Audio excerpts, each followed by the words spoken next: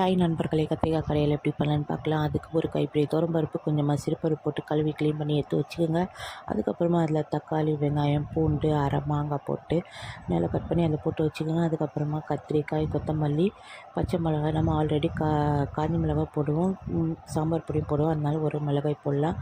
அதுக்கப்புறமா கொஞ்சமாக சீரகம், வெந்தயம், பெருங்காயம் இதெல்லாம் போட்டு குக்கரில் ஒரு 5 விசில் வர வரைக்கும் வேக வைங்க. அது நல்லா வெந்துடும். அதுக்கப்புறமா நம்ம ஒரு கடாயில் தாளிப்பு ரெடி பண்ணலாம். அது கொஞ்சமாக எண்ணெயை போட்டுட்டு கடுகு, உளுந்து, அந்த வெந்தயம், பூண்டு, காஞ்சி மிளகாய், கொஞ்சமாக கருவேப்பிலை போட்டு நல்லா தாளிச்சிக்கலாம். அந்த எண்ணெயில் 2 ஸ்பூன் சாம்பார் பொடி போட்டு நல்லா மிக்ஸ் பண்ணி விட்டுருங்க. அதுக்கப்புறமா நம்ம இந்த கடையில் வந்த தண்ணியை போட்டு வடித்து எடுத்து வச்சுக்கலாம். அதுக்கப்புறமா அதை நம்ம கையாலே மேஷ் பண்ணிட்டோம்னா கத்திரிக்காய் கடையில் சூப்பராக ரெடி ஆகிடும். ட்ரை பண்ணி பாருங்கள், ரொம்ப ரொம்ப நல்லாயிருக்கும். இது சாப்பாடுக்கு, இட்லி, தோசைக்கு, ரொட்டிக்கு எல்லாம் நல்லாயிருக்கும்.